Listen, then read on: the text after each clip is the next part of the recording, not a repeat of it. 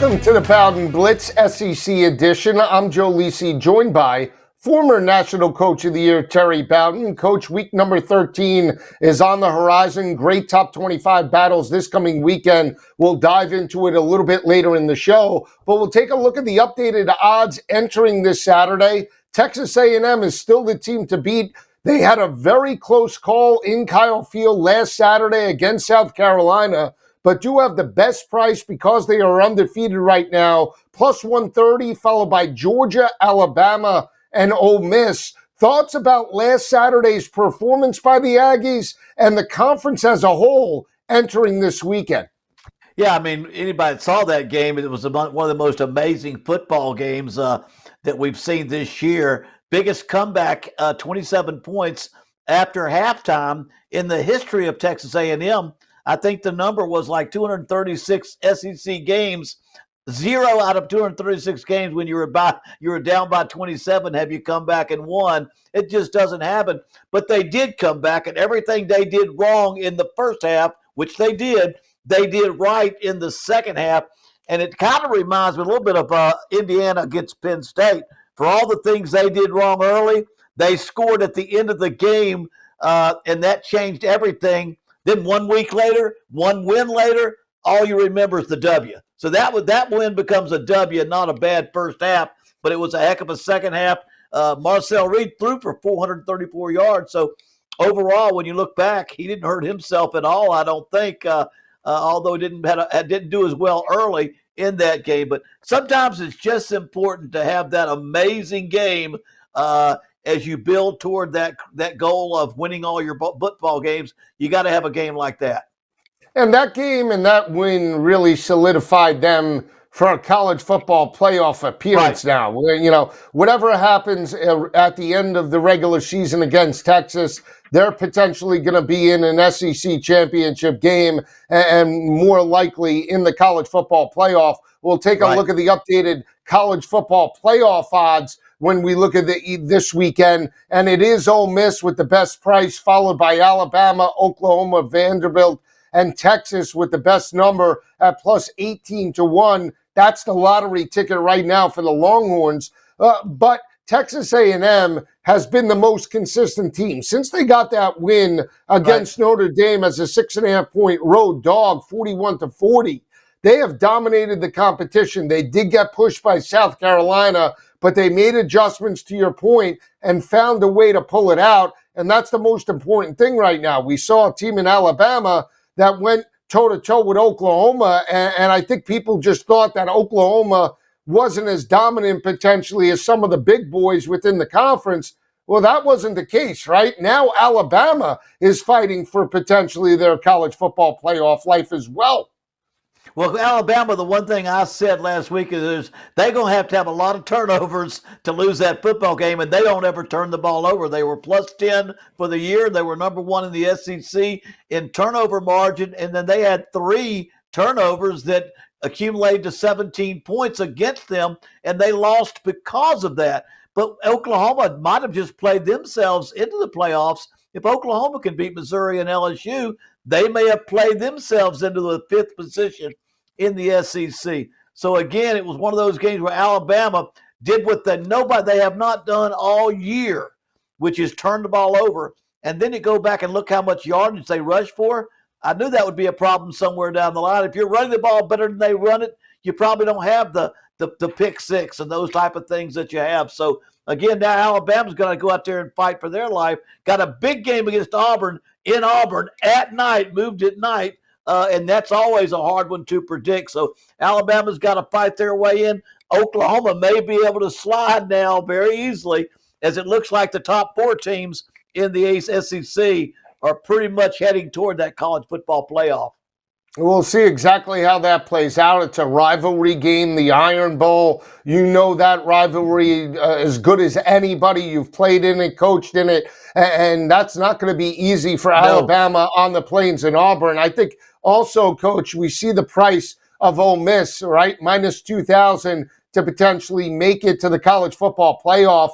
The news surrounding Lane Kiffin, he had come out today and said the reports about the university giving him an ultimatum, whether he wants to coach or not, the remaining part of this season, but more importantly, next year. They did give him a deal on the table. He has yet to sign it. What are your thoughts surrounding Lane Kiffin, big picture? You think he'll be the coach of Ole Miss next year? Yeah, I saw where some pundit went out there and said they ought to fire him if he doesn't take the contract. I think, hold it now. A coach tells you, let's focus on the season. Let's talk. Don't talk about other jobs. That's kind of what you want your coach to say. At least it used to be. And now you got people saying, well, if the coach don't make his mind up right now and think about it and meet with his lawyers, then we ought to just fire him. No, I think what he's doing is what a coach ought to do, is say, hey, we'll talk about that after the season. Now, behind the scenes, things may happen. And if you're sure there is nothing you want to think about after the season, go ahead and make it. But I really don't see any reason he should go out there and make up, unless he knows he's going to Mississippi and he knows it for sure. Then he probably ought to say it. But if he's not meeting with them and not discussing it, there's no reason to say, we'll wait till a later date. Now, it doesn't mean you wait till after the playoffs are over, but you might wait a little bit longer to the regular season before you sit down and make a decision. So I'm not concerned that he doesn't jump out there and make a public statement. So the two biggest jobs for Lane Kiffin is he's tied to Florida and he's tied to LSU. Right. And the report, depending upon who you follow and which beat reporter you look at, he was either in Gainesville or he was either in Baton Rouge yesterday. Supposedly his family was touring Baton Rouge yesterday. He was Kim Mulkey came out, the LSU women's basketball coach, and said Lane was in Gainesville. So take it for what it's worth. But I think the argument, and I want to get your take from the Ole Miss side, is, okay, we understand you want to talk about it at the end of the season, but we don't want to be handcuffed, meaning in January, if this team makes the college football playoff, and all of a sudden we have to look for a coach. That is the argument that they're saying. We'd rather know prior to the Egg Bowl, so we could be in the market for a new coach. Well, sure they would. I mean, but if you want to keep Lane Kiffin, give him some respect. That, you know what, we got to wait a little bit longer. He's not going to wait till January. He's going to probably wait till after his regular season is over, which probably will not put him in the SEC championship game, and then he'll make his decision. But to suggest, hey, you got to tell us now or else. Hey, Ole Miss, it's a wonderful play. I hope he stays, to be honest with you. But you know what? He's doing nothing that a lot of coaches wouldn't do, is say, you know what? I'm going to focus on this season. And when the season's over, I'll make a decision as fast as I can not to put anybody at a disadvantage. And all you're getting is people trying to posture themselves. But Ole Miss would be crazy to say, you better sign now or be gone, or pressure him. Because I guarantee it, he'll go if they pressure him, but I just think he might stay. Yeah, we'll see exactly what transpires with Lane Kiffin in the coming weeks leading up to potentially the SEC championship and the college football playoff on December 19th and December 20th. I did want to get your thoughts quickly about Texas. Disappointing road loss to Georgia. Big picture, if they knock off A&M, and we'll get into this game on the back end, but just big picture, are they deserving to be in the college football playoff knowing about the margin of defeat that they had last Saturday in Athens? No, I mean, I don't think so. I think I'm hoping Oklahoma can slide and win a couple of games and maybe slide in because they're playing better football. And I think we're seeing again that Steve Sarkisian in Texas do not play great in big games. If there was a big game coach on Saturday, it was Kirby Smart. The surprise onside kick, going forward on fourth down twice, everything you do to win a big game, Kirby Smart did. Everything you do to lose a game, I think Steve Sarkisian and Texas did. So again, they just need to keep on playing. Maybe they can beat Texas A&M at the end. We'll see about that. We'll come back and break down Week 12 coming up next.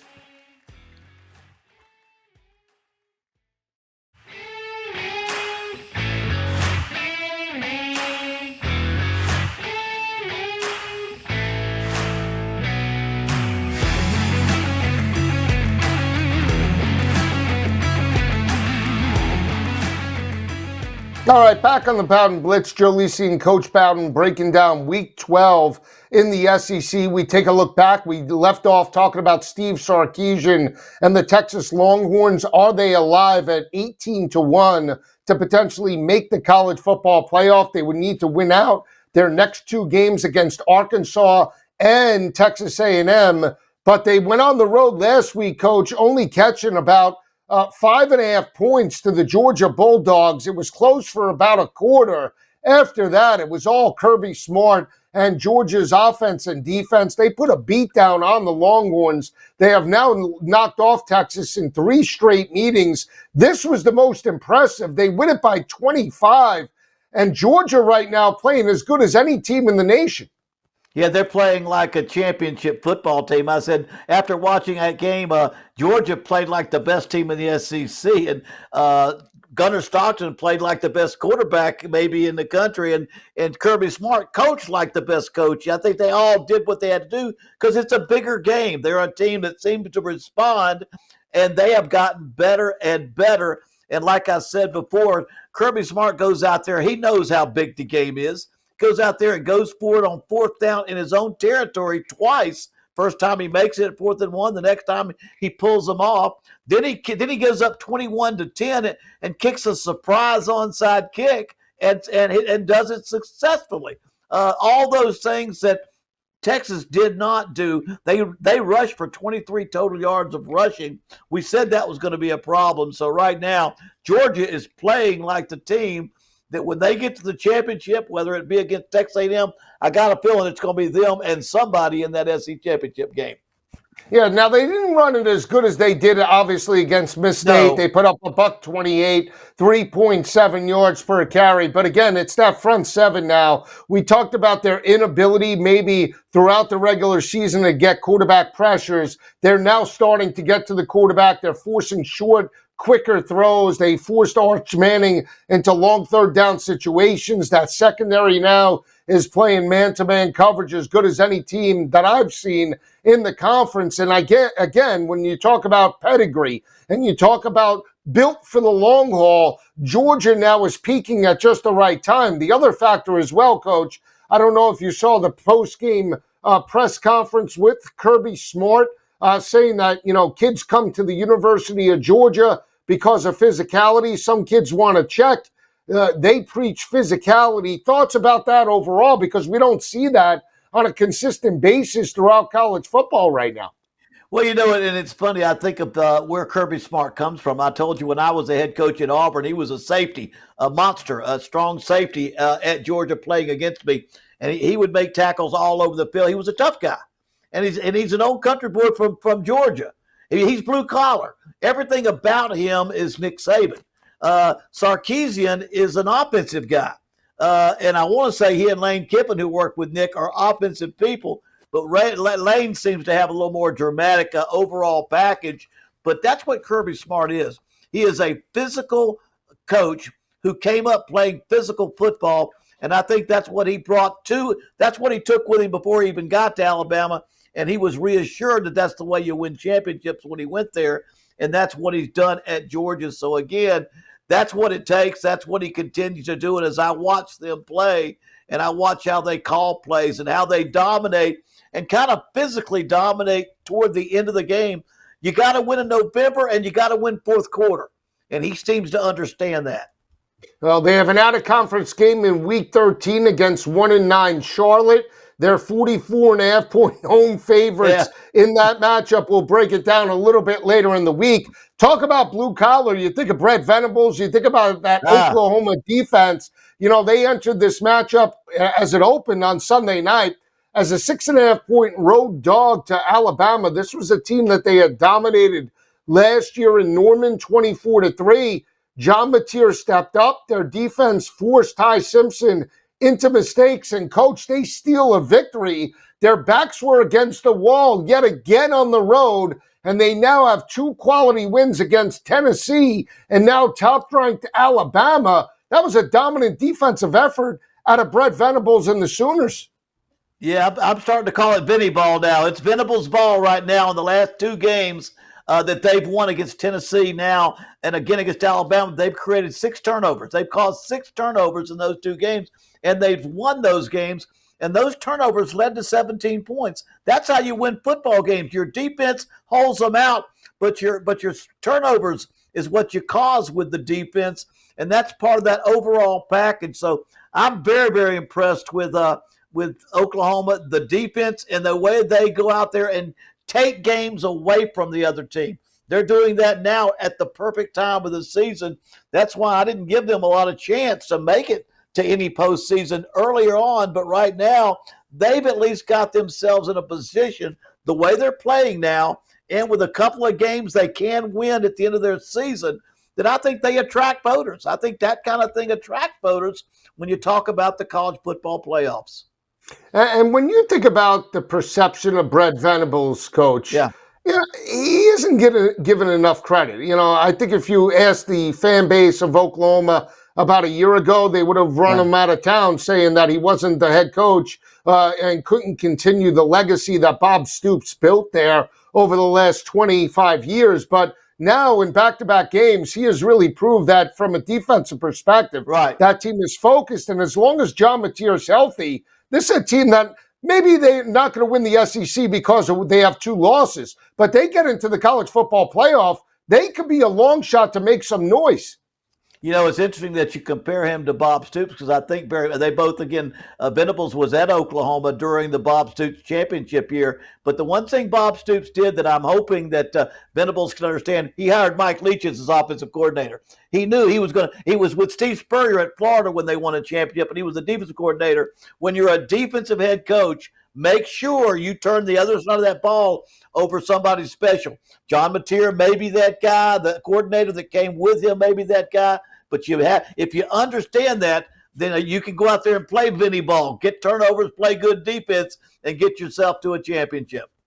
When Coach and I return, we'll take a look at the Week 13 matchups. There's not a lot of big ones, but there are games that matter within the SEC. We'll break them down next right here on the Bowden Blitz.